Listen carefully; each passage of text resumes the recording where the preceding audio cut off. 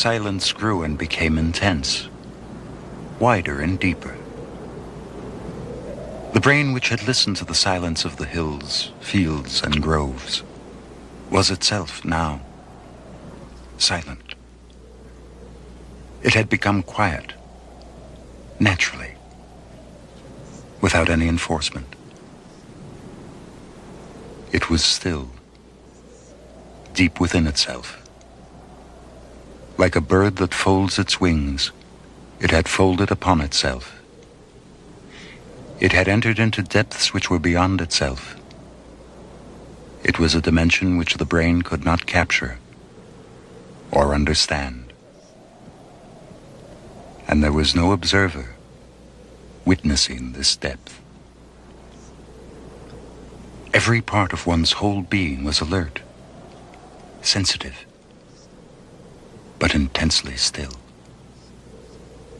This new, this depth was expanding, exploding, going away, developing in its own explosions, out of time and beyond space.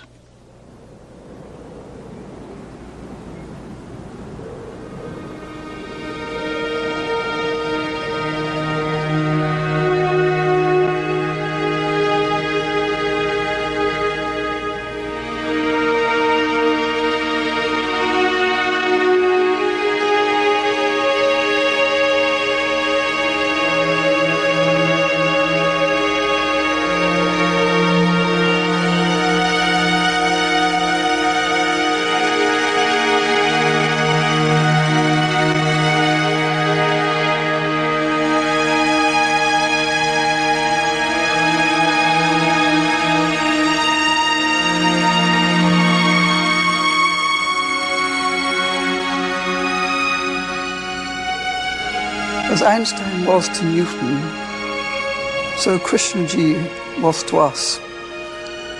To my mind, he had a single perception from the days of the mid-20s. From then to the day he died, he had a single integral vision. He brings out this fact that the destiny of humanity is one undivided whole. He had a capacity to laugh and play, and he never lost that. With a chattering mind, you neither contacted the word nor the sacredness. In silence, there was the sacredness. You did not have to contact it. It was there, whether he was speaking or whether he was silent. The mystic is a man who perceives directly. And St. John of the Cross, one of the great exemplars of this tradition, had a beautifully clear image. He said, if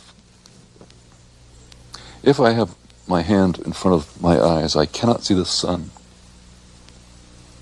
If I have an image of God, I cannot see God. And it's as simple as that. So in this sense, Krishnamurti was a mystic. When one was close to him, one really got the feeling of somebody walking very close to you, walking by the side of your mind, next to your thoughts. And it was that feeling which was free and easy and affectionate that marked his presence. He himself even said that all of his words and the videotapes and the books were only a small percentage of what he was doing. And to be anywhere in his presence, one could feel that it wasn't just the words. I think that Krishnamurti looked, at least to the best of my knowledge, Krishnamurti looked at himself as an expression of what we might call the sacred, or the universe, the cosmos, that ground which is the source of creative intelligence, which is not manifest and beyond time. That is the ground of everything that is.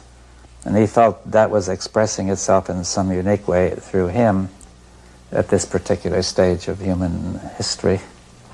I will give you the tools to help you grow up, to be responsible for your actions and your way of living. And that is really exactly what he did. He just said, your greed, your fears, your selfishness, your angers and aggression, all of those are stopping you from receiving all this incredible world. So take a journey inside and find out about yourself and grow up. What we are trying in all these discussions and talks here is to see if we cannot radically bring about a transformation of the mind. Not accept things as they are, nor revolt against it. Revolt doesn't answer a thing. But to understand it, to go into it, to examine it, give your heart and your mind with everything that you have to find out a way of living differently.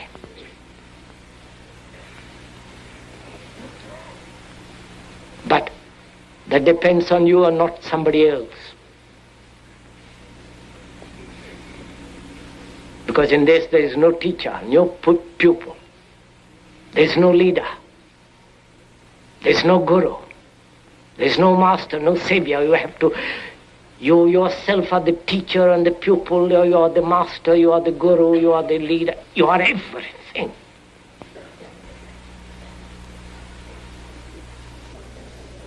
The speaker is Krishnamurti. That noise of a motor. He is a man who cannot be placed in a simple category like philosopher or religious leader. He is, however, one of the more challenging and creative men of our time. Born in South India in 1897 and educated in England, he has followed a singular and original path of thought free of factionalism and dogma.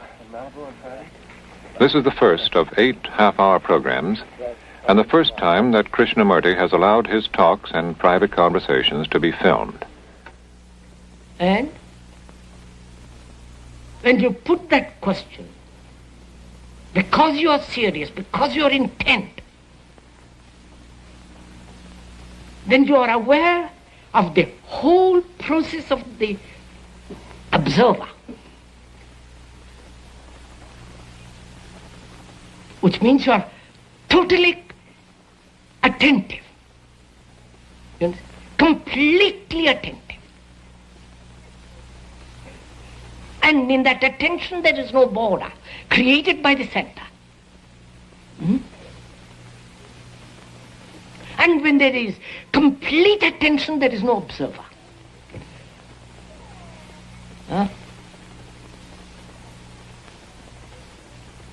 The observer comes into being only when in that look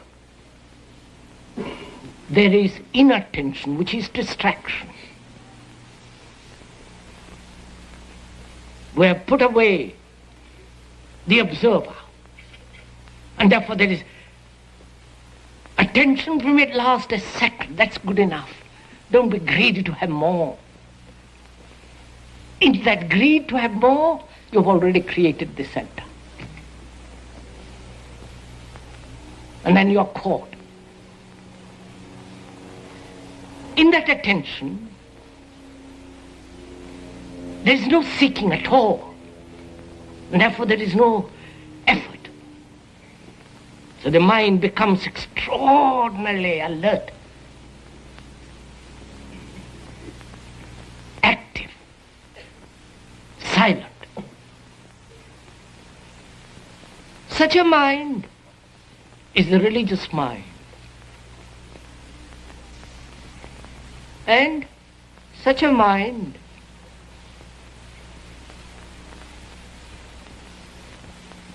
has an activity totally different, at a different dimension, which thought can never possibly reach.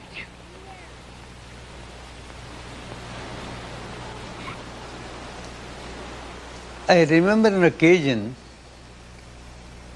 when a Jain monk walked up, travel weary. Must have been about 11 o'clock in the morning, and Krishnaji was just going in for his bath. And he said he had been walking for weeks to get there because he learned that Krishnaji was there. And said it was very urgent that he should see him. And Krishnaji smiled and he said, you are trying to find an answer, aren't you, sir? You are trying to find a solution. He said, I would rather change this process and merely look at what you are trying to do with yourself. Look at what thought is trying to do to itself. So he said, the thought is trying to persuade itself and pressurize itself to stop its operations because it wants to get something out of it. And this is something which thought can't do. So, you have just to grasp the single fact that what you have been trying to do for 14 years is something which thought has been trying to do, and there is just no way by which thought will ever be able to do it. Just see this, the finality of it, that it is not within the capability of thought to do what you want thought to do. Just see this. Do you see this, sir, what I am saying? The monk was impressed and he said, yes, I do. But he said, you are trying to ask thought to do it for you. Don't do that. That you just watch what thought is doing to itself. And perhaps if you do that and wait, and suddenly there was a change in the appearance of the monk. He closed his eyes and he was quite silent. And after about 4 minutes, he opened his eyes and his eyes were full of tears. And he touched Krishnaji's feet. And then he said that, sir, I have been wanting to get this for a long time and I have not been doing it. So thank you and I'll go. He said, no, don't be in such a hurry. Please sit down for 5 minutes. The monk sat down. He sat quietly, but suddenly he blurted out, sir, I have one more question to ask. He said, of course, I am waiting for that. And he said, well, that was all right. Really, thought was absolutely quiet without my doing anything about it. But how can it last? How can I get it again? And Krishnaji said, that is just the question that I knew you were going to ask me. He said, but who is it that asked the question? The mind that's silent is asking this question? Or the mind that was not able to get silent and worrying over it that is asking the question? It is again the old mind. You have gone back to the old mind, and that old mind is asking this question because it wants to possess what you got, it wants to hold on to it and continue it. All this is the normal function of thought. When you had moved out of that room and now you want the answer in this room, that is, you want the answer to be with thought. Do you see what you are doing? Do you see, sir, what thought is doing to you? Do you see what thought is doing to itself? And again the monk went silent. And this time he was silent for a while. And he opened eyes that were full of peace. And he touched Krishnaji's feet and said, sir, I will not come to you again.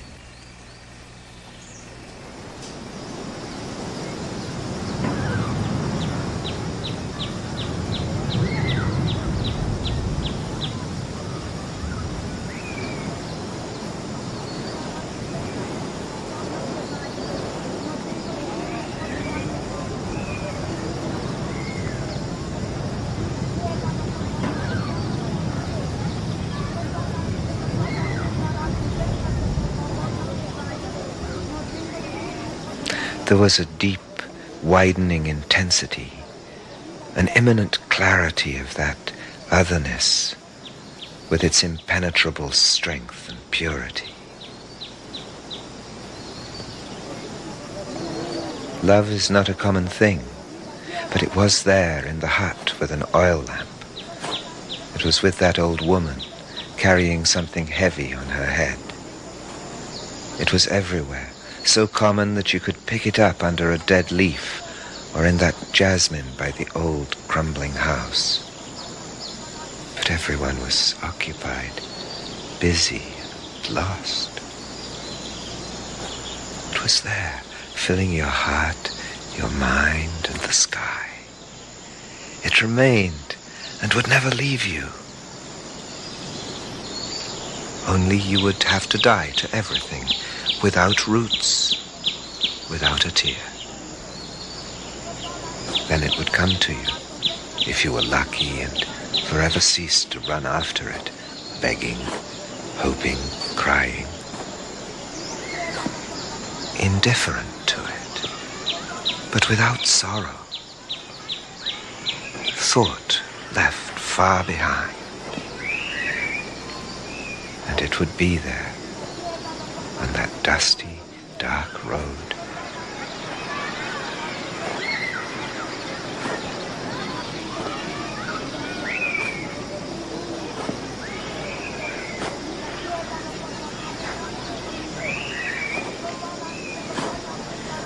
It's interesting that when Krishnamurti first asked me to write his biography, he said to me if he was writing the biography, he would start with the vacant mind.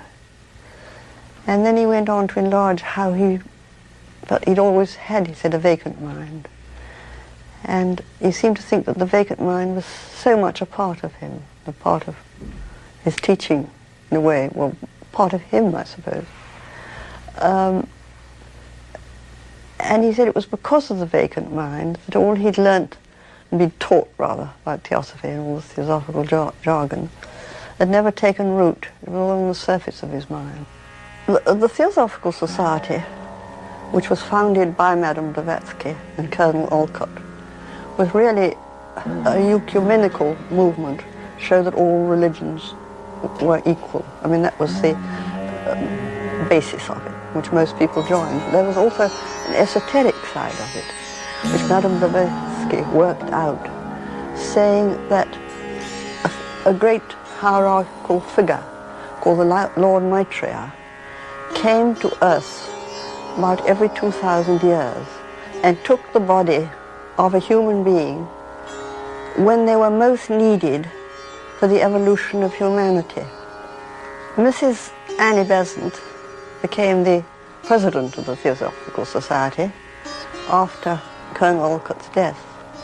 And then she started looking very seriously with her colleague C.W. Leadbeater for a vehicle who they thought would be suitable for the world teacher.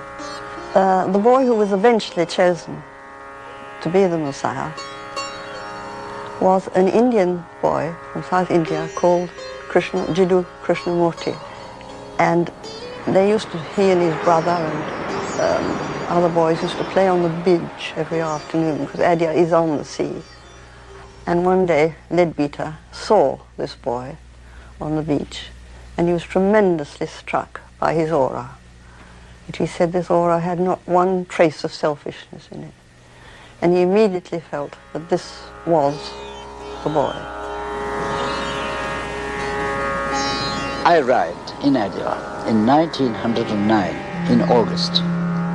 And within a few days of my arrival, I met Mr. C.W. Leadbeater. And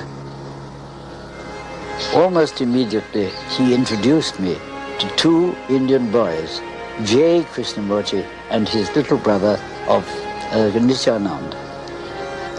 Krishnamurti was shy, reserved, mystically inclined, seemingly outwardly to be rather dull and not quick on the uptake.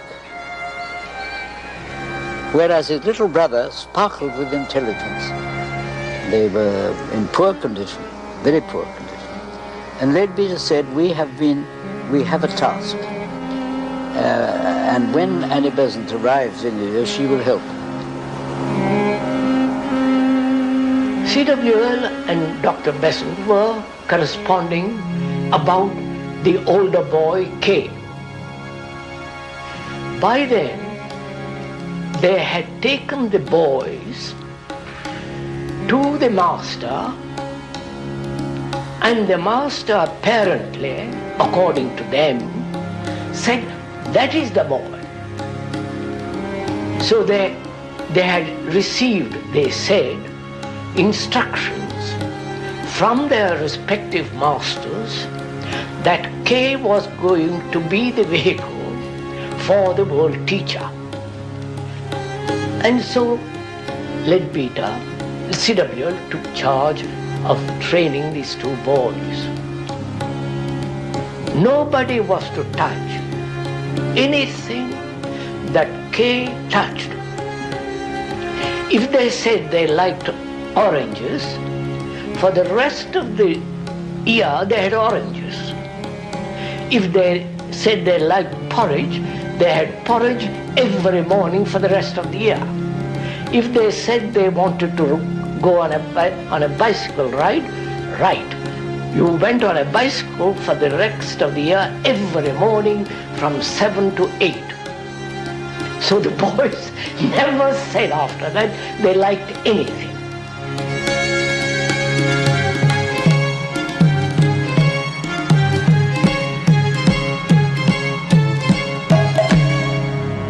Krishnaji was arranged for him to go to the Old Cot School, which was just outside the Theosophical Society headquarters. They wanted him to get in touch with the children of his own age a little. And one day the master of their class said, look, Krishnaji, stay after school, I want to talk with you. And when school was let out at 3:30, he apparently forgot that he'd asked Krishnaji, and all the kids get up and they all run out. And Krishnaji stayed. But when he didn't turn up for the meal, and people became concerned, and so they started looking around the compound, the Theosophical compound, couldn't find him. Some alarm and concern took place. And finally somebody said, let's go back to the school and start from scratch. And they went back, and there he was sitting at the seat in the place where he had been asked to stay. And it was then 9 o'clock when they found him. He was taken away from the school. It's an indication that, in a sense, he was a will-less child. He was a dreamy boy, a boy who was interested in what was actually taking place and not what he wanted to do about it. I've written in my earlier writing an account of his initiation and of the meeting with the master and so on, which were all told me by Mr. Leadbeater and by Krishnamurti himself. I was told that he had been put on probation by the master along with his little brother on a certain date. And then it was that Krishna used to sit in the early morning and write something very laboriously in his early English, which turned out to be the little book called At the Feet of the Master. And the writing in the book was in pencil, and Krishnaji used to ponder and then write and then ponder, and Leadbeater told me he was bringing back into his physical brain in the morning what he had experienced and learned and heard during the night from the Master Kuthumi. I never looked at the details of that little book, but I did see the book, and I saw Krishnaji writing.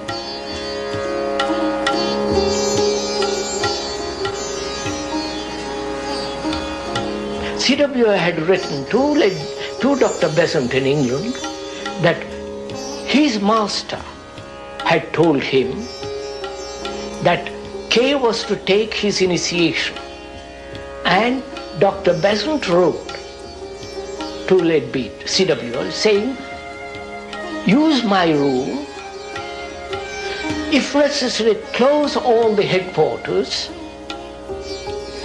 and do what you are instructed. So this boy was prepared, bathed properly and dressed and all the rest of it, and taken to Dr. Besant's room and went to sleep or became unconscious. It is not clear all this for me, for 24 hours or more.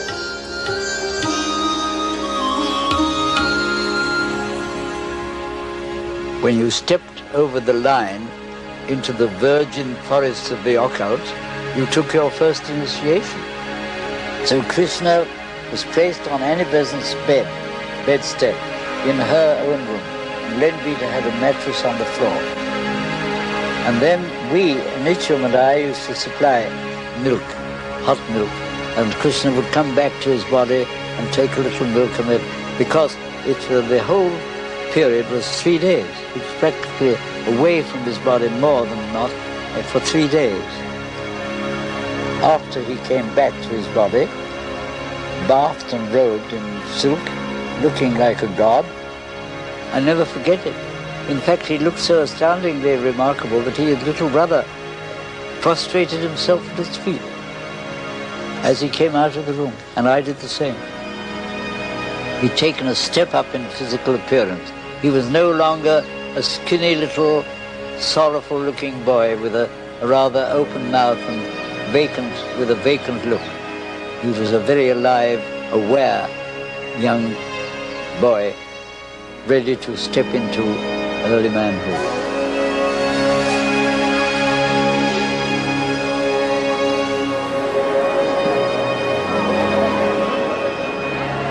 There was a sense of tremendous feeling about all this, not just an intellectual concept, an intellectual invention, but a feeling that great event, great thing around this ball. People were talking round the ball.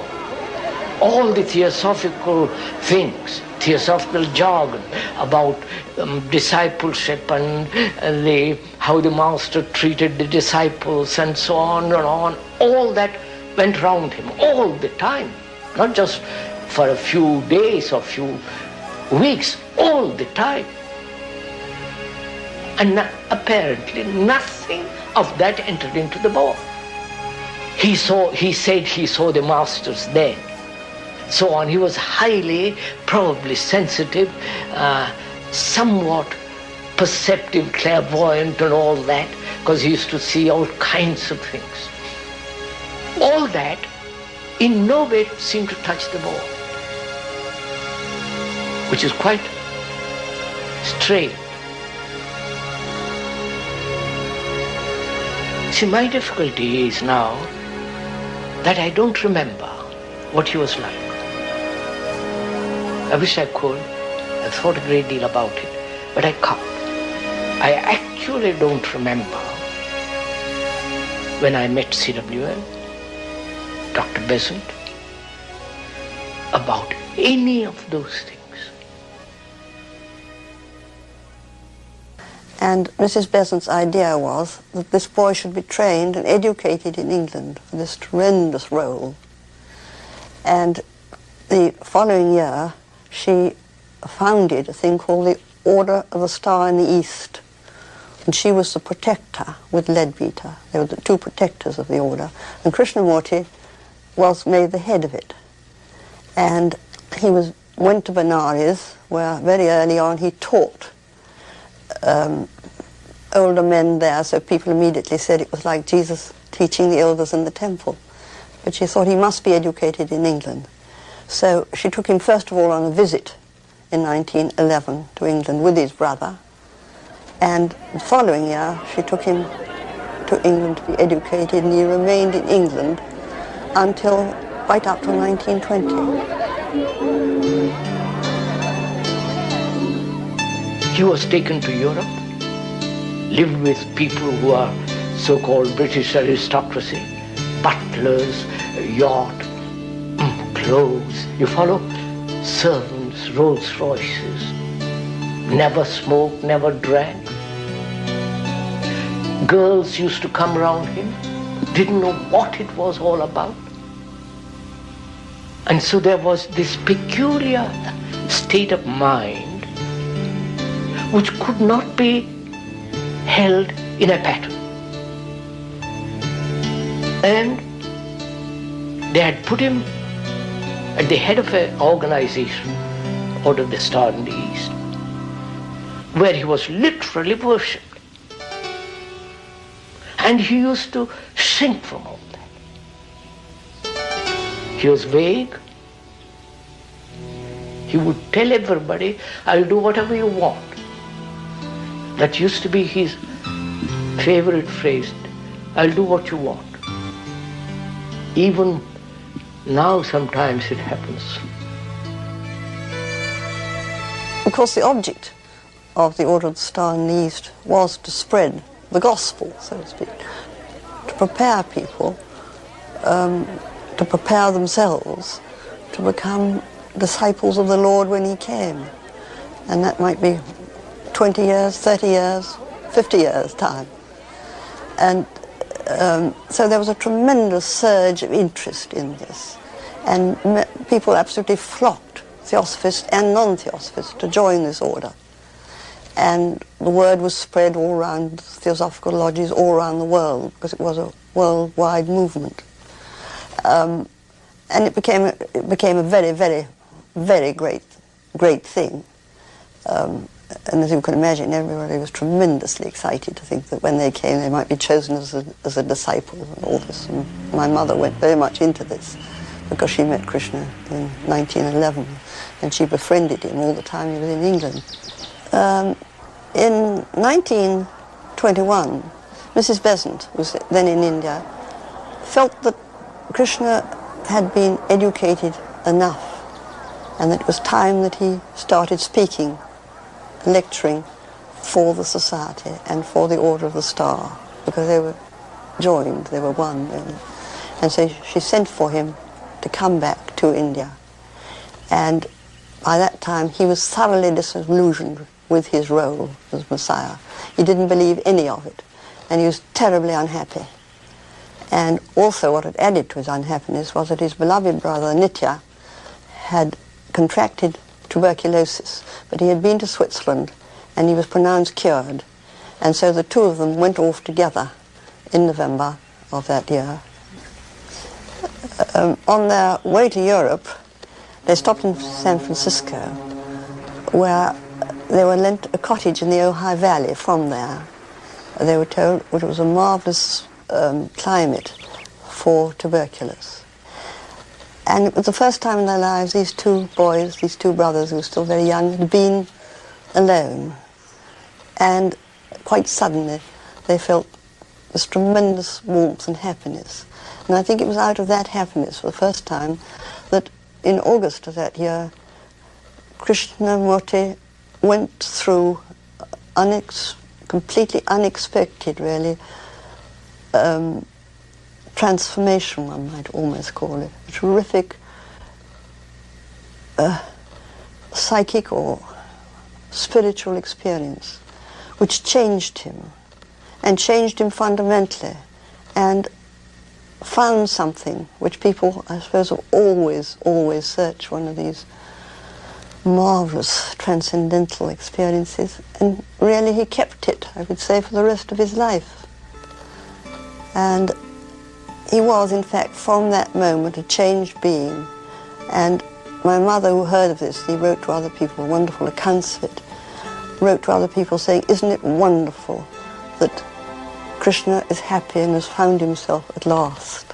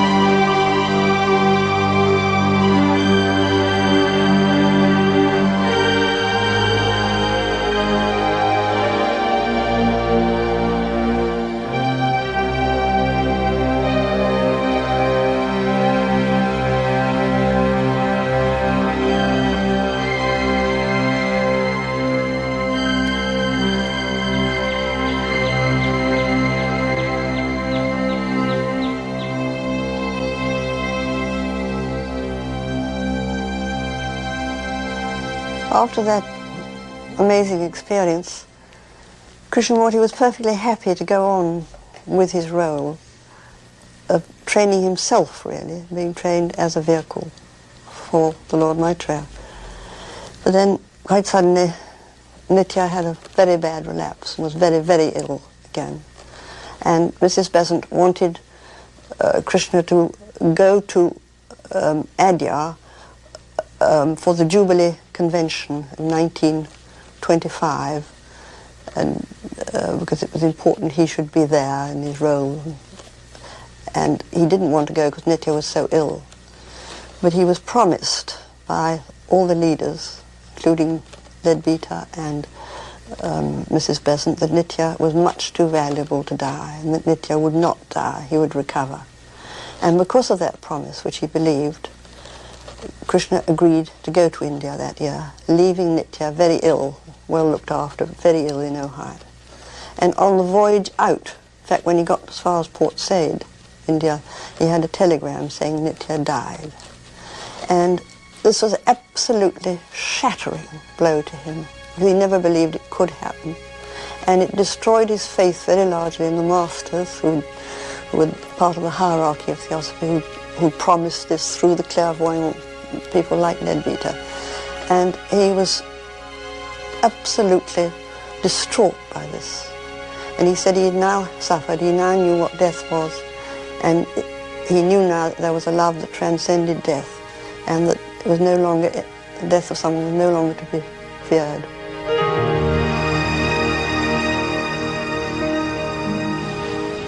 When the brother died, I was here, we left, and I didn't know he was going to die. When I got to England, they said, we are the disciples. Huh?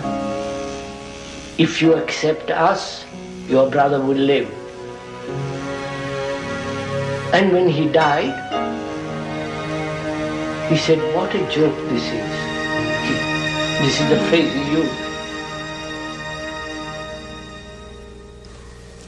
After that, for another couple of years, he still believed in the Lord Maitreya, and that he was, and he said at that time, the Lord will come more and more often. It wasn't a question that he'd taken possession, but the Lord would come more often to him, but it would still be the Lord speaking through him. But all this time, I think something was going on in his own mind. He was searching for something himself. But as late as 1927, Mrs. Besant declared in America to the press, the world teacher is here. But it was after 1927 that he gradually began to feel that none of this was true or right, that he had to go his own way. But he had to go very gently so as not to hurt Mrs. Besant, because he loved her dearly. So there was a tremendously close relationship between them. And so it was a very, very difficult time in his life, because he knew that all the leaders, everyone was against him.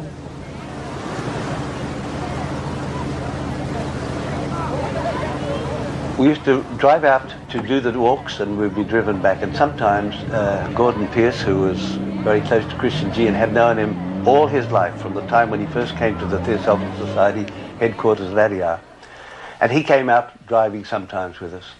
And one night, he was sitting in the front with Bodhidasa, the driver, and Krishnamurti and I were in the back, and he turned right over the back seat, over the front seat, and said, Krishnamurti, is it true, he used to like asking him questions about his early days, and he said, is it true, Krishnamurti, that you talked to the Master Kutumi, the Master KH as they call him, did you really talk with him? And Krishnamurti said yes, which was a great surprise to me, and it turned out a great surprise to Gordon Pierce too. He said, yes, I used to talk with him, I saw him and talked with him for quite a lot, on many occasions. And then came one morning, I used to meditate of a morning from not before dawn, but before sunrise, and then it was part of the Indian Buddhist meditation procedure. And one morning, the Master KH was there, and I was talking with him, and I felt, look, we've heard these words and all this for a long time. What I'd like to do is to have tactile thing to actually meet this man, to touch him. So he said, I got up, I walked through him, turned and he wasn't there, and I have never seen him again.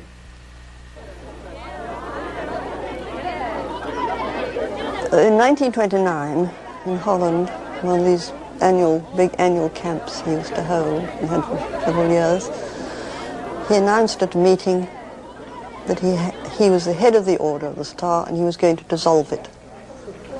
And he said that it was quite unnecessary to have such an order, such an organization.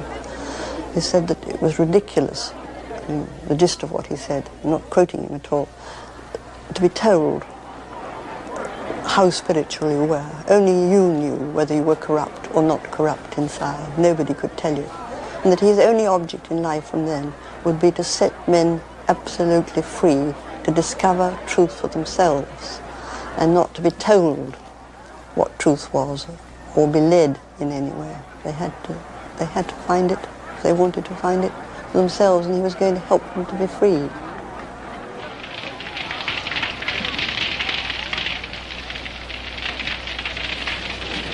I maintain that truth is a pathless land and cannot be approached by any path whatsoever, by any religion, by any sect.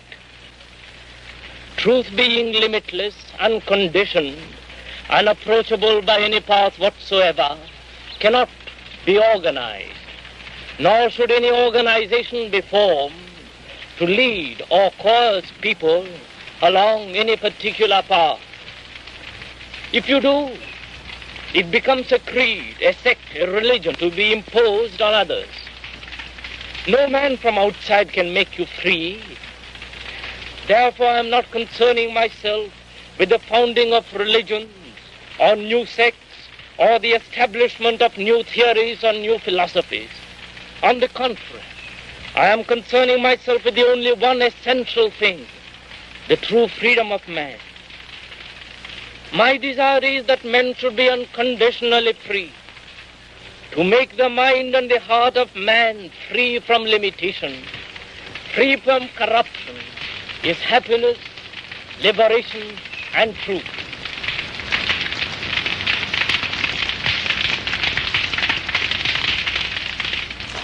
I always remember the feeling back there in 29 in Amen about this slight figure of a beautiful person and how incredibly alone he was at that moment.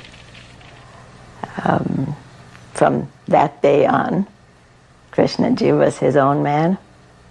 He would say what he believed and what he wanted to say.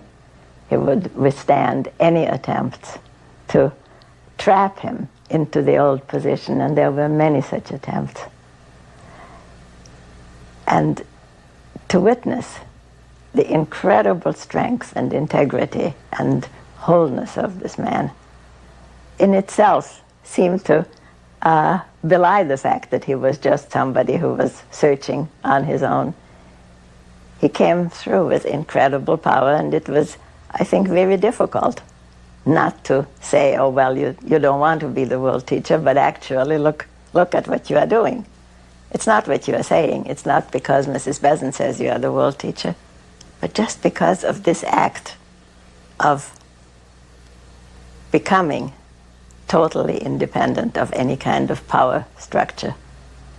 That, I think, made it very difficult not to think that he was somebody very special.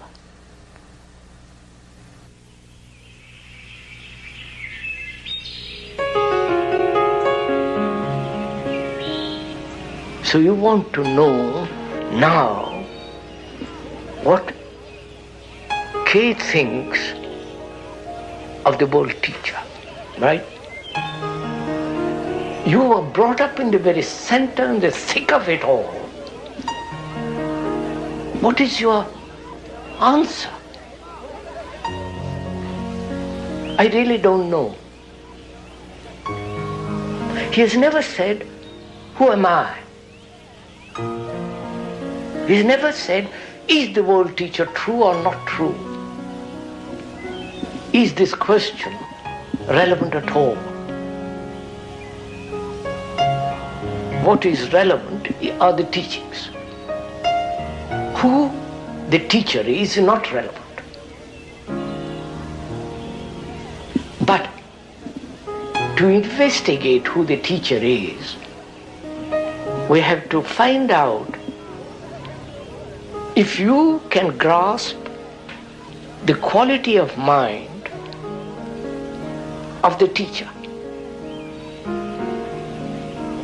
I feel it's something so immense that the brain saying, well, I'm going to find out, can't find out.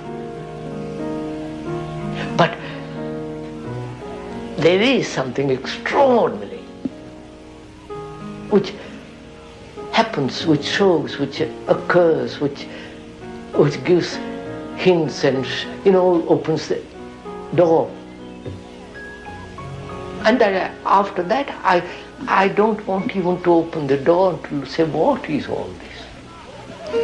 I don't think the brain can understand it.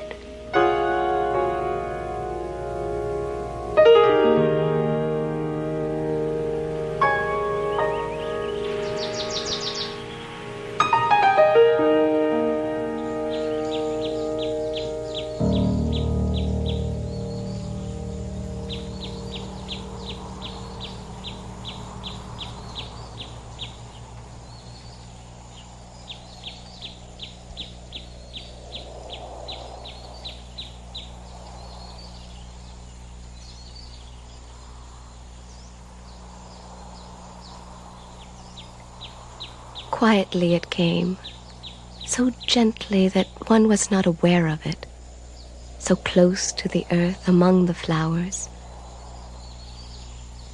It was spreading, covering the earth, and one was in it, not as an observer, but of it. There was no thought or feeling, the brain utterly quiet. Suddenly there was an innocence, so simple, so clear and delicate.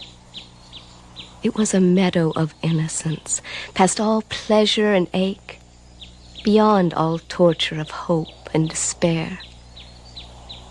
It was there, and it made the mind, one's whole being, innocent.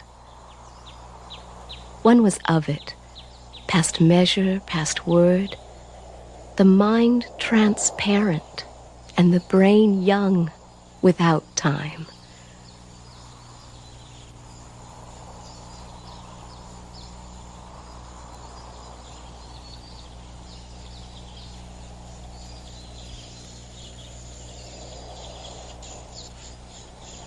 The first time I really met him was in Brockwood, my first year in a student meeting.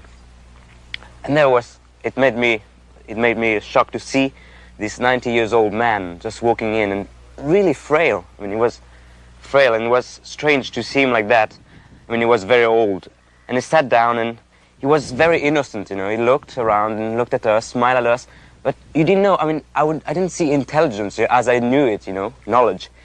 And when he started talking, we questioned him first a lot, when we were a student. We questioned him, and he got involved, quite involved, very involved in what he's saying. And there you couldn't see the old man at all. He was so fresh, so young, so in charge of everything, aware of us, aware. And in talking to him, I was 14, he was 19. But I was older than him, I was stuck. He was so young and fresh, And the talk ended. And there again was the old man, who forgot everything he had talked about. I knew I should probably not see him again, and I wanted to take this opportunity of really coming into contact with him, to really exposing myself, really finding out about this Doris Pratt business.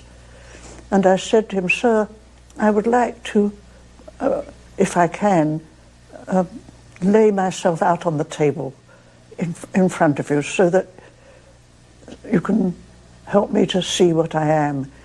He at once jumped in at me almost sharply and said, Miss Pratt, you're like all the rest of them. You come to me with a begging bowl. That really shocked me.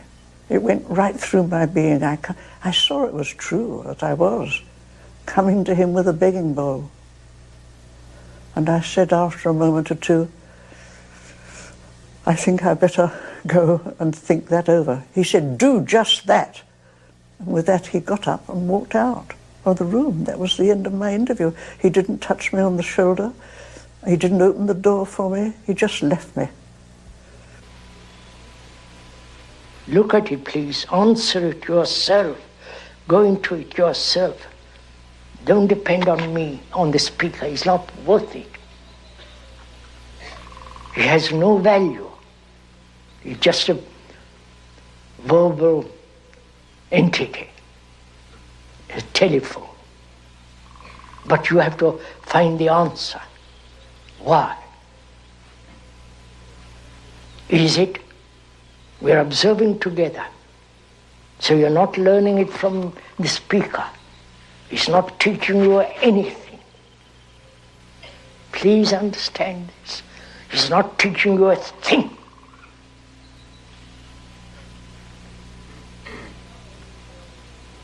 Therefore, you are not his followers. He's not your authority. He's not your guru. They've all led you astray because they've never been able to solve this problem or never tackled this problem.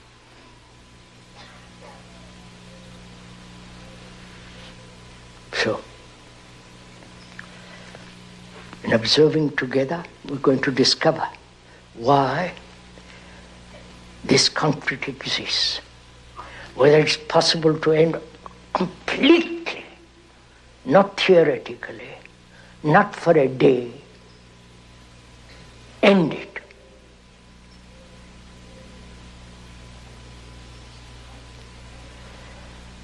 This conflict exists, must exist. I don't want to tell you because it becomes so silly. If I tell you, you will say, yes, that's quite right. And then you are back in the... It isn't something that you yourself have discovered. You know what happens when you discover something for yourself? Psychologically. You have immense energy.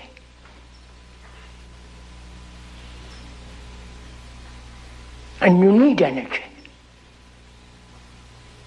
to free the mind of its conditioning.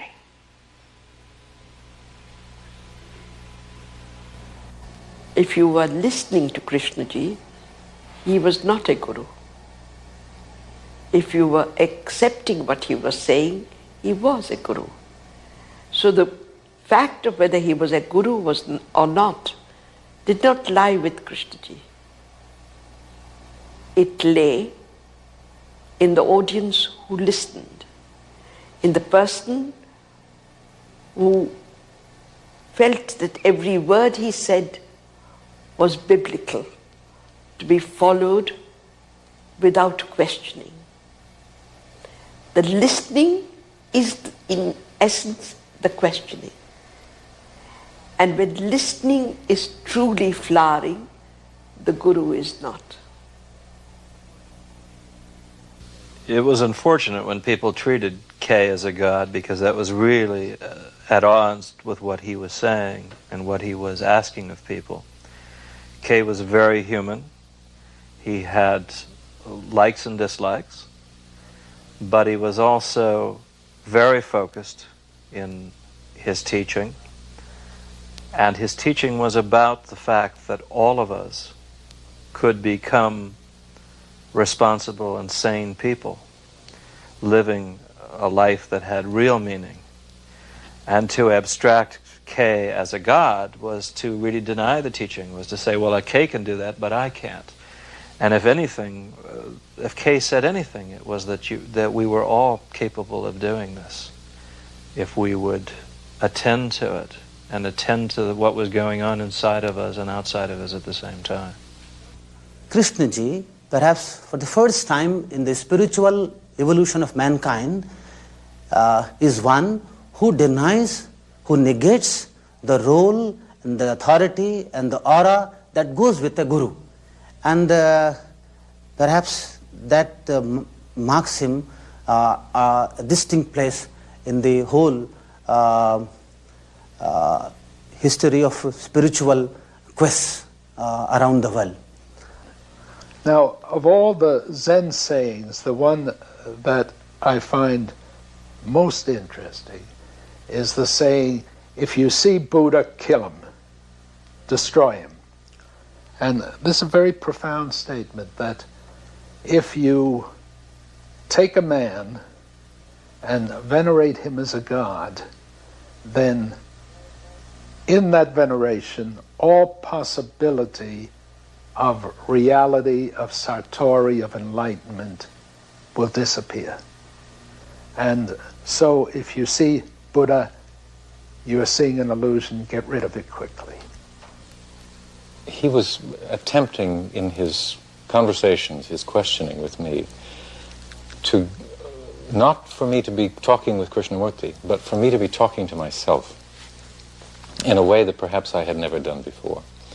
And he had a way of posing questions and rephrasing questions that made me really stop, pause, and look deeply in a way that I wasn't used to inquire what was at the root of what I was asking.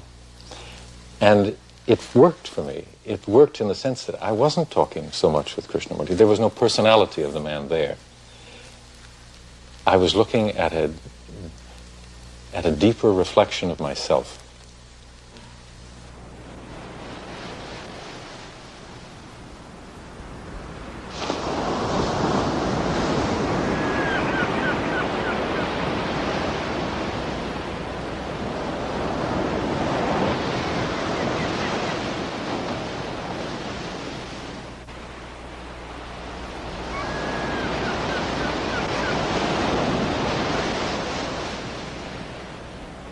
Meditation was pure delight, without a flutter of thought, with its endless subtleties. It was a movement that had no end, and every movement of the brain was still, watching from emptiness. It was an emptiness that had known no knowing. It was an emptiness that had known no space. It was empty of time. It was empty past all seeing, knowing, and being. In this emptiness there was fury, the fury of a storm, the fury of an exploding universe, the fury of creation which could never have any expression. It was the fury of all life, death, and love. But yet, it was empty. A vast, boundless emptiness which nothing could ever fill, transform, or cover up. Meditation was the ecstasy of this emptiness.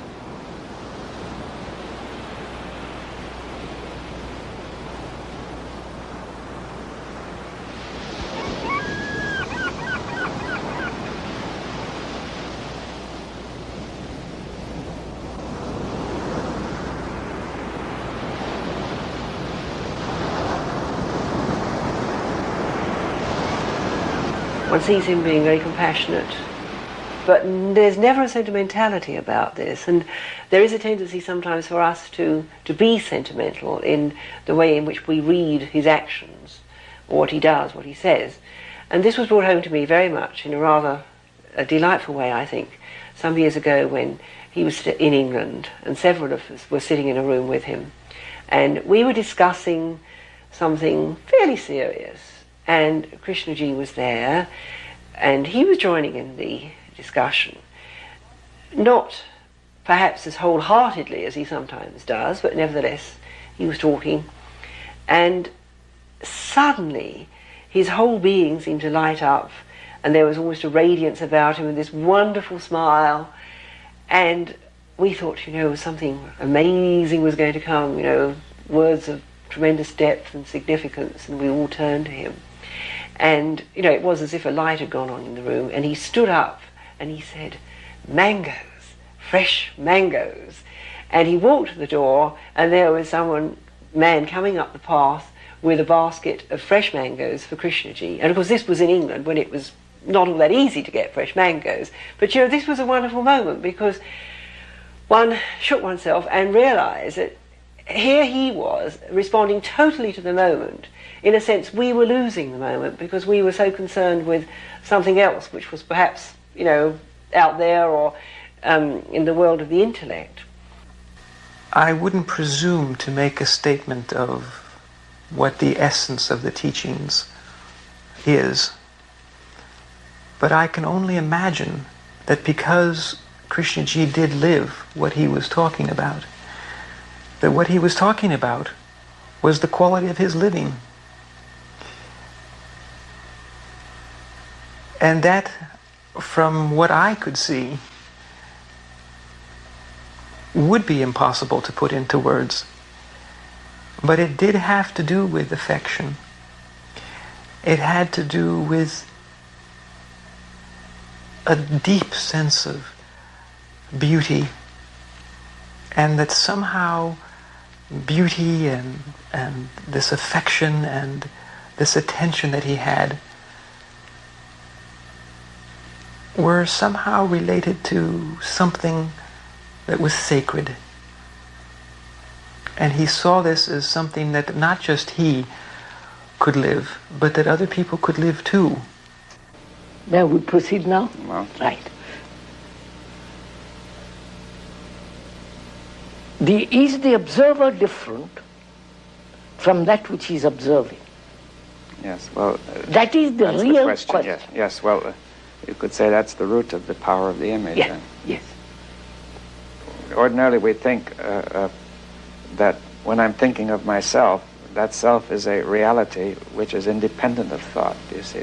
Yes, we think that's independent of thought. And that self is the observer, who is a reality. Quite. Who is independent of thought and who is thinking, who is producing thought. But it is the product of thought. Yes, but that's the confusion. Yes, quite. You're saying then that this image of me is non-reality. It's no reality. Well, the only reality is that it's thought, right? Yes, it's not a reality independent of thinking, right? So we must go back to find out what is reality. Right. Reality, we said, is everything that thought has put together. The table, wait a minute, the illusion, right. The churches, the nations, everything that thought has contrived, put together, is reality. Right. But nature is not reality. Right. Is not put together by thought, but it's a reality. It's a reality independent of independent of thought.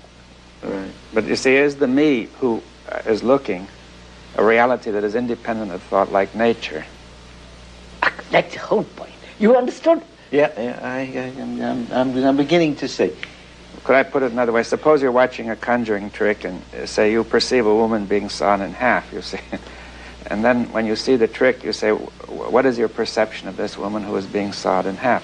You say it isn't because she isn't being sawed in half, right? Mm-hmm. You see, I'm trying to say as long as you don't see through the trick, what you see, apparently real, is somebody being cut in half, right? Right. But you've missed certain points. Right. But when you see the points that you've missed, you don't see anybody being cut in half. Right. Right, you just see a trick. Right. Well, I think the ultimate purpose of Kay's work was stated very early in his life, in his work, which was to free humanity from the destructive conditioning we've been talking about. That is, this conditioning around the self-centered thought is really an enslavement to absurdity, to destruction, to unhappiness, sorrow. And no other kind of freedom means anything unless we are free from that. And therefore, I think that he felt that once man was free from that, then the way would be open to creative unfoldment in all sorts of directions.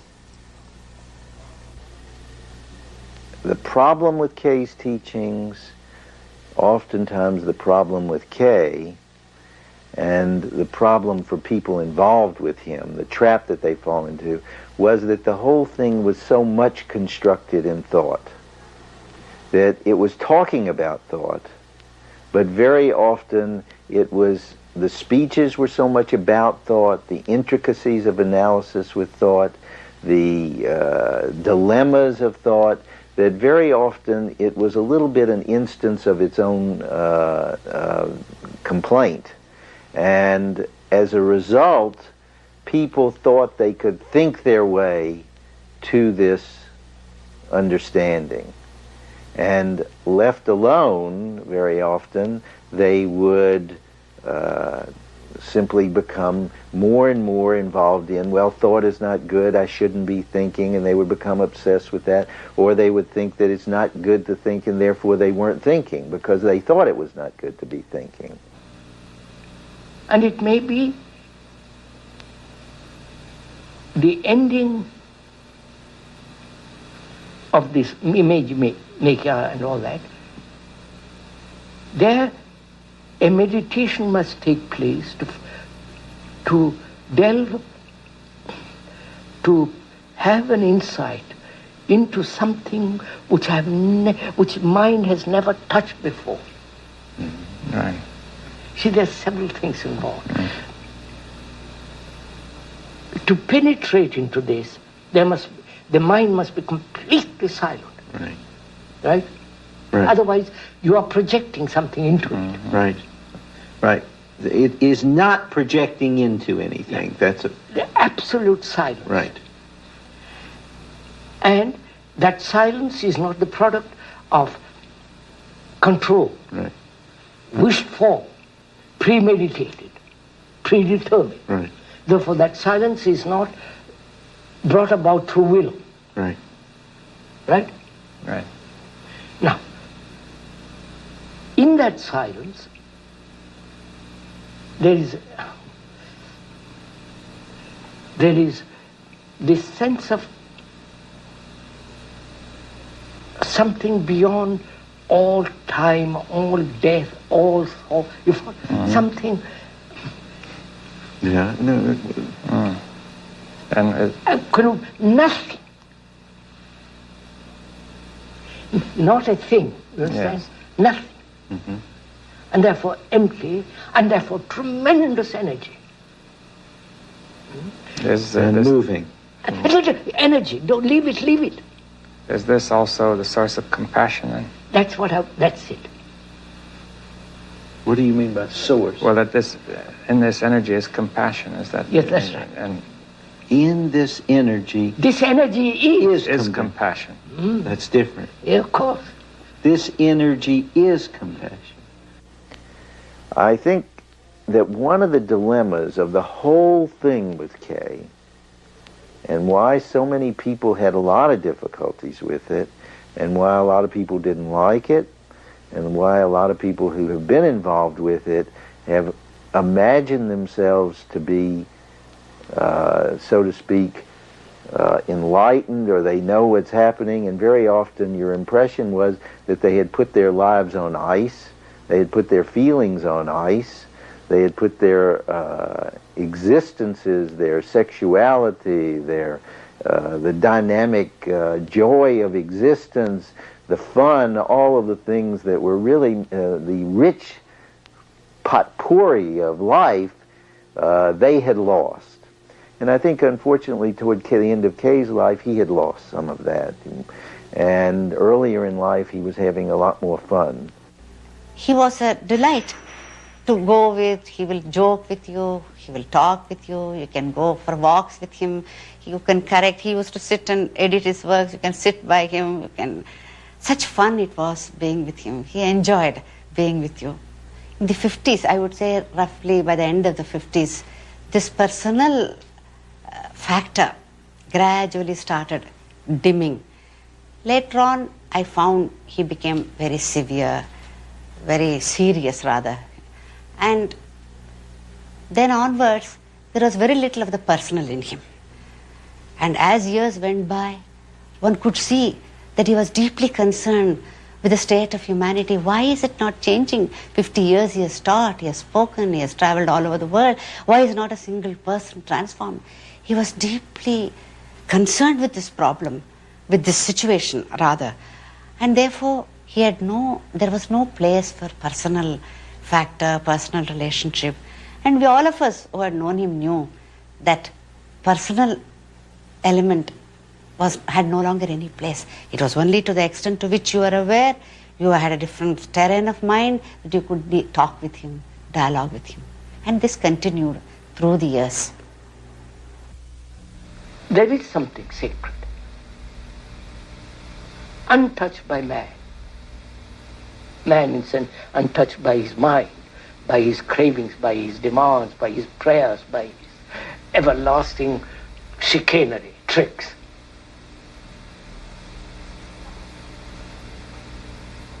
And that may be the origin of everything, which man has misused. You follow? Not that it exists in him, because then we get lost. But if you say it's the origin of all matter or all nature? Of all matter, of all nature. And of all mankind. Yes. That's right, sir. I'll stick by it. Have I got anything out of all this? Have you given me the perfume of that thing? Can I give you the perfume? Or, yes, sir, share it with me. I can share it with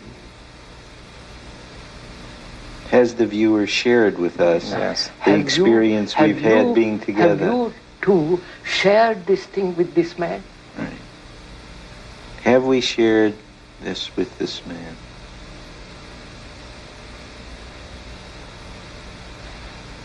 If not, then what? A clever discussion, dialogue. Oh, that we're fed up. You can only share when you're really hungry. You follow? Burning with hunger.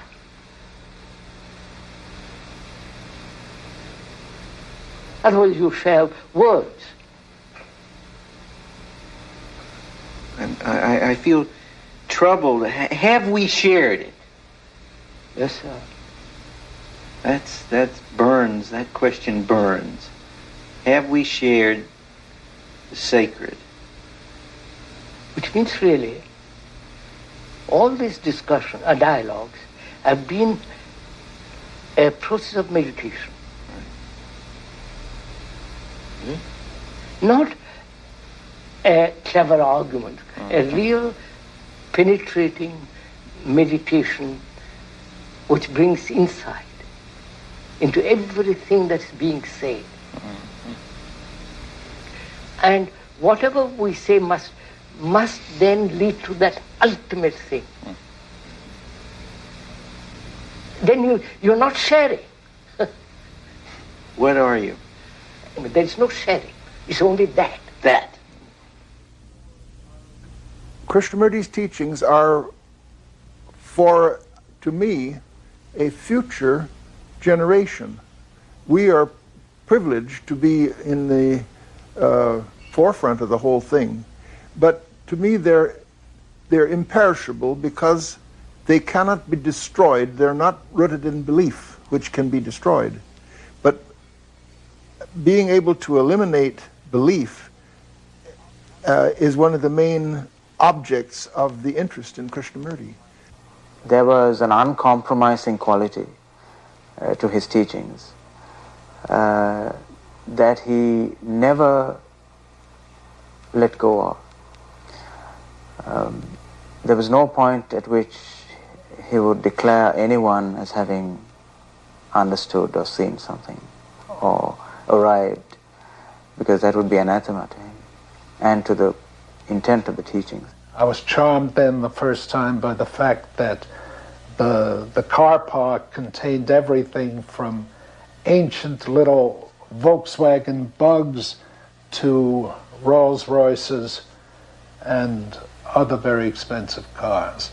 But on the other hand, when I heard he was going to lecture in New York, I went to hear him in Carnegie Hall, and amazed that every seat was filled and there was even standing room there. Second time in New York, the same thing. Now, I had no sense of the size of this following, because a following that appears in a hall to hear a speaker is only a fraction of a following that has been unable to come to that hall and hear this speaker. So evidently, Krishnamurti's influence is very wide. I felt some kind of a tremendous intensity come towards me, and he was looking at me, holding my gaze just like that. And then he said, you know, those people who go around helping other people, I think they are a curse. And I just was, taken aback and realized that he was speaking about me. And for a moment I didn't know what to say. And then I said, but what do you think you're doing? You're doing the same thing. You are helping people. And he said, but I don't do it on purpose. Krishnamurti traveled almost annually a world orbit and would live typically for several months in different countries, namely India, United States, and England, and Europe. And he maintained over his life long-term relationships. So there was, despite this incessant travel, there was continuity. And he had close relationships from early days with the top people in the various governments of the world, in India and in England and so on, as well as contacts with very humble people. So he was in a position that perhaps has never been possible before in history of, through this incessant travel, to have a sense of the unity of the world as well as its diversity. It has been said that Krishnamurti began where Buddha ended. Buddha is supposed to have brought rationality into spirituality. Krishnamurti goes beyond, and he shows us the limitations of thought as a means of psychological mutation. And he shows that pure perception, which is not related to time or to thought, acts. And that perception which acts, that breaks away the pattern of the brain, in which human being has been caught over 1 million years, repeating the same thing over and over again. When Buddha teaches the people, he comes down to the level of the listener, whereas the Krishnji doesn't come down to the level of the listener. He always speaks of his own level. The Buddha deals with two labels, namely the relative and the absolute. When Buddha speaks of absolute, I personally do not find any difference with the Krishnji's teachings or the Krishnji's teaching with the Buddha's teaching of Parjaparamita or the absolute truth. When Buddha speaks of relative truth, he always compromises with the acceptance and notions and thoughts of people with whom he is speaking. But Krishnji never compromises or never accepts the conditions or the labels of his listener.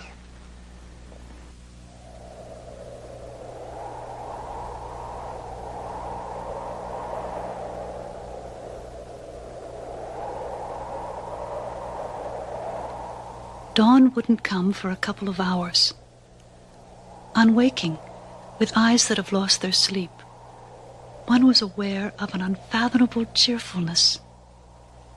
There was no cause to it, no sentimentality or that emotional extravagance, enthusiasm behind it. It was clear, simple cheer, uncontaminated and rich, untouched and pure. There was no thought or reason behind it, and neither could one ever understand it, for there was no cause to it. This cheerfulness was pouring out of one's whole being, and the being was utterly empty. As a stream of water gushes out from the side of a mountain, naturally and under pressure, this cheer was pouring out in great abundance, coming from nowhere and going nowhere. But the heart and mind would never be the same again.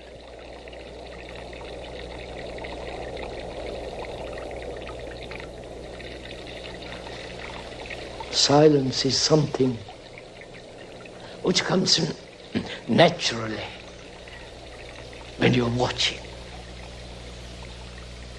When you're watching without motive, without any kind of demand. Just to watch and see the beauty of a single star in the sky, or to watch a single tree in a field, or to watch your wife or husband, whatever you watch, to watch with great silence and space. Then in that watching, in that alertness,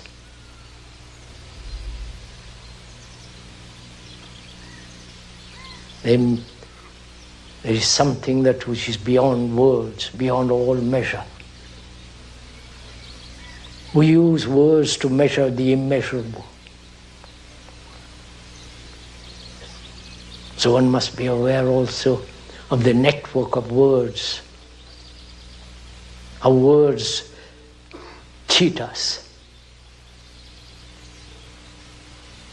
How words mean so much.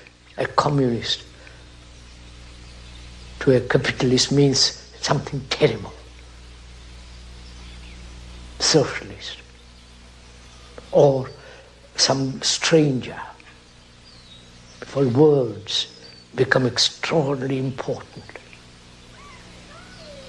But to be aware of those words and to weigh the words, to live with the word silence,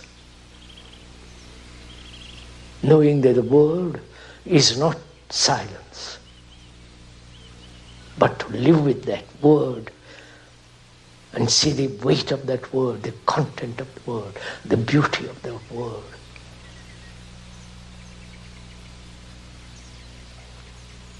So one begins to realize when thought is quiet, watching, if there's something beyond all imagination, doubt, and seeking, and there is such thing, at least for the speaker. But what the speaker says has no validity to another, unless you listen, learn, watch, be totally free from all the anxieties of life. Well, he was the teachings, although I hesitate to use the word teachings, it makes it finite. And I think it was an ongoing quest, adventure.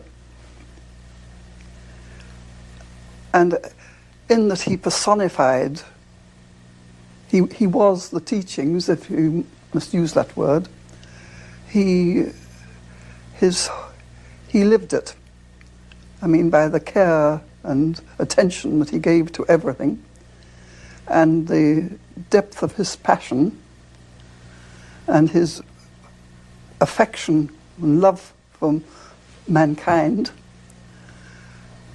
yes, I think it did have an impact. You felt leavened by his presence.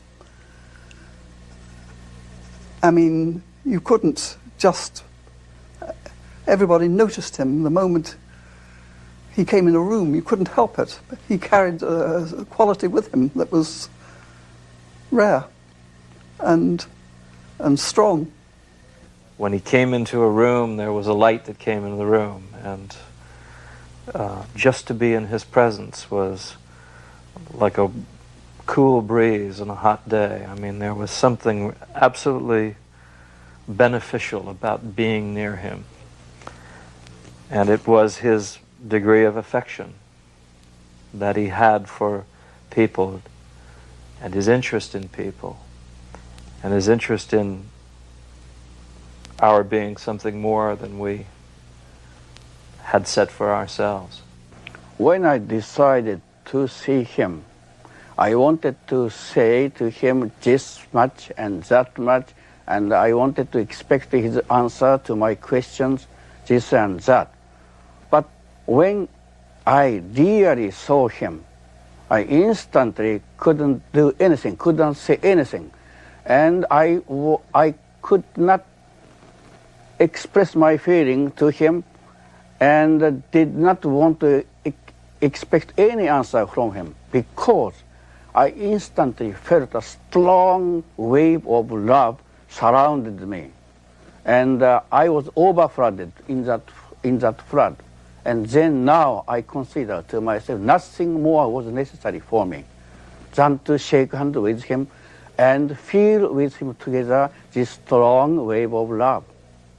When you read the biographies, you hear mentioned various psychic phenomena that is associated with him, but it seems to be really downplayed. And the authors, I would say, probably are not looking to highlight that in any type of way. But there is more that meets the eye, I would say, with Krishnamurti, and he would not really try to expose that. Instead, he would downplay these phenomena.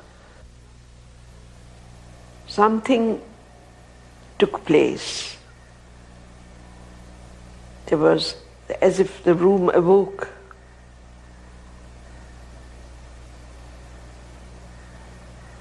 And then light entered into him, which was not imagined. And when I said in my book that he appeared to grow in size, it was a feeling that he filled the room, that there was nothing else but that which was there.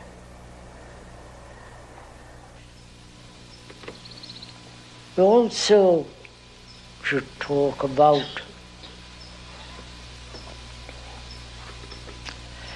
what is beauty.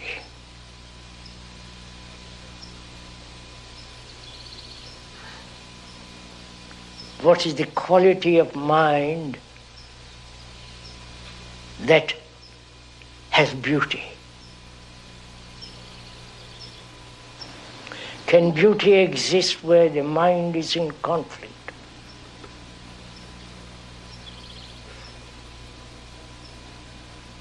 Where you have problems, one or many, can beauty exist? Or beauty is there when you are not there.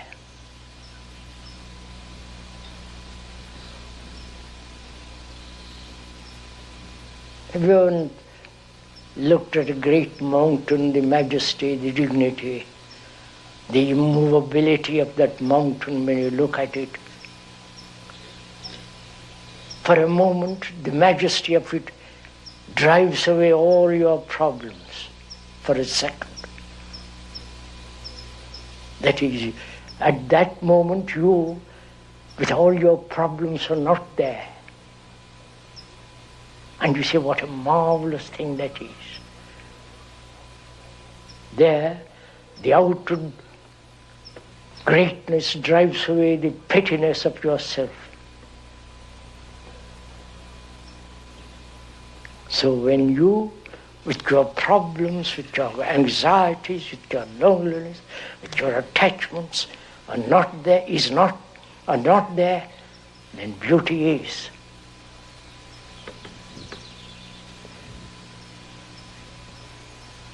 And where there is beauty and love, life becomes an extraordinary movement.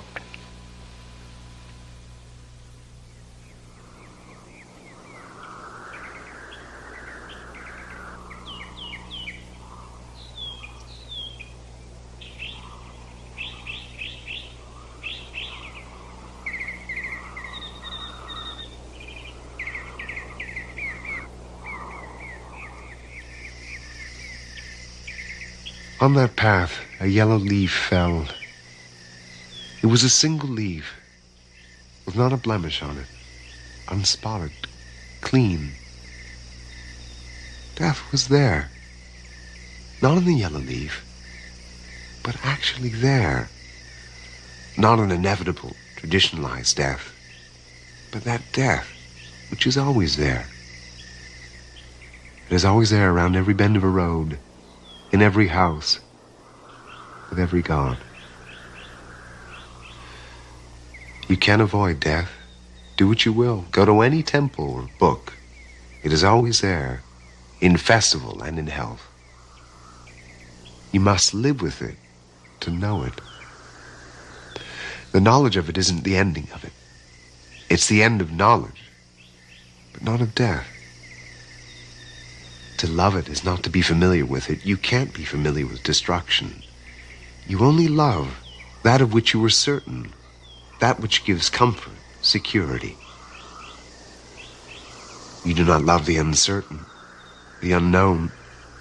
You may love danger, give your life for another or kill another for your country, but this is not love. There is no profit in knowing death, but strangely death and love always go together. They are never separate. You can't love without death. You can't embrace without death being there. Where love is, there is also death. They're inseparable.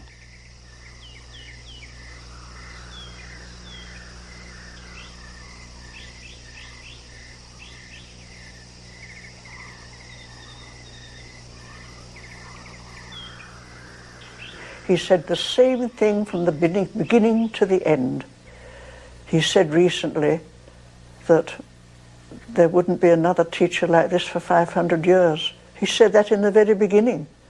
There won't be another one like this for 500 years. He said that right back in 1926, and he's saying it again now. And he said that the tears of all the world have produced the world teacher. That was a very striking thing that struck me very, very forcibly. The tears of all the world have produced the world teacher. I think most people took Krishnamurti for granted because for 65 years he made this world circuit, and in the spring or in the winter he would appear. He would come back and he would give talks and he would give interviews and there would be lunch. And we would go on with what we had come for decades to be used to. When Krishnamurti died, he wasn't there. He wasn't there to talk with. He wasn't there to ask questions. He wasn't there to answer. He wasn't there to talk things over. And for me, and I think for others, we were suddenly left with the teachings, which he said would happen. But it actually was a fact that we had no place to turn but ourselves. And that was a very, very great shock. Towards the last year of his life, he said to me that he felt that people do not even have the foggiest idea what he is talking about. So if he had started out with a mission for achievement, what could be more disappointing than to have worked hard at this for 60 years, and at the end of it, having to make such a statement. But he was not disappointed. And every time he would start afresh, and he would again address himself to the question with whatever audience he was with. It was as if sanctity hung like a curtain over the Ganges, making one feel, conveying what I felt was a sense of intense tenderness plus a clarity of vision, so that my mind was very still and alert, and I could see far and wide around me, and my heart melted constantly. It had nothing to do with the people around me, but I felt very tender. And it was this combination of clarity and tenderness that I associate with sanctity. And he was dying and his body was weak, but it was as if the sanctity oozed out of him, radiated out of him, and filled the world in Banaras. On the 1st of February, I went to see him in his bedroom at Pine Cottage, because by that time he had been discharged from hospital. And when I met him in the morning, I was utterly shocked at his condition. He could hardly raise his hand to shake mine. He didn't recognize me. His attention span was less than 2 seconds because his eyes couldn't keep open. And it wasn't only with me, because my aunt and my cousin were there too, and the same thing happened with them. So we were in a state of great shock to see him like that, when a month earlier he had been the old Krishnamurti, talking to 6,000 people, going for walks, engaging in serious discussion. When I went to see him the next day, an astonishing thing happened. He smiled and he held my hand, and I felt a strong pulse beating. And suddenly, in his old voice, a strong voice, he said, "Sir, where is your anchor?" So I said, "In you, sir." And he replied instantly, "I'm going." And then he said, "If you have touched that, you must be anchored in it, otherwise you will go to pieces." And then he smiled and he said, "You're a nice chap, but you're wasting your life." And then he closed his eyes. You see, we have made life into a hideous thing, living. Life has become a battle, which is an obvious fact. Constant fight. And we have divorced that living from death. We separate death as something horrible, something to be frightened about. And we say, and to us this living, which is misery, is we accept. If we didn't accept this existence as misery, then life and death are the same movement. Like love, death, and living are one. One must totally die to find what love is. And to go into this question of what is death, what lies beyond death, whether there is reincarnation, whether there is a resurrection, for all that becomes rather meaningless if you don't know how to live.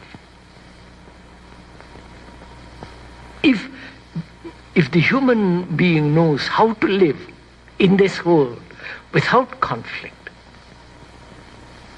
then death has quite a different meaning.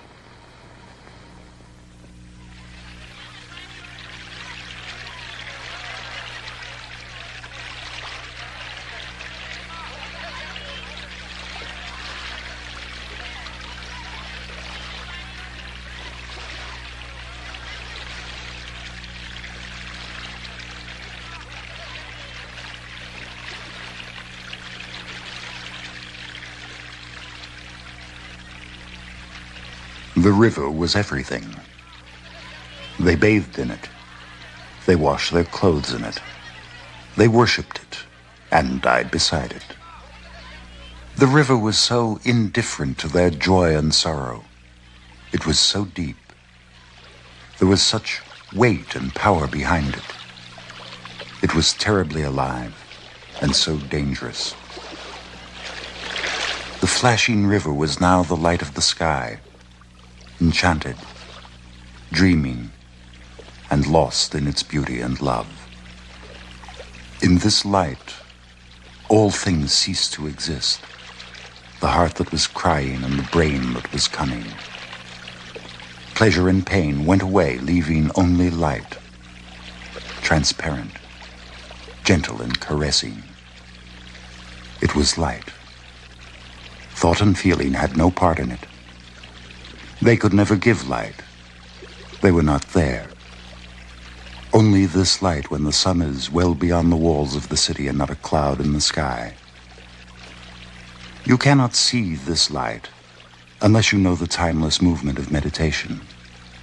The ending of thought is this movement. The brain was completely still but very alive and watching, without a center. The otherness was there, deep within at a depth that was lost, wiping away everything without leaving a mark of what has been or what is. It was simply a fact, like a sunset, like death and the curving river.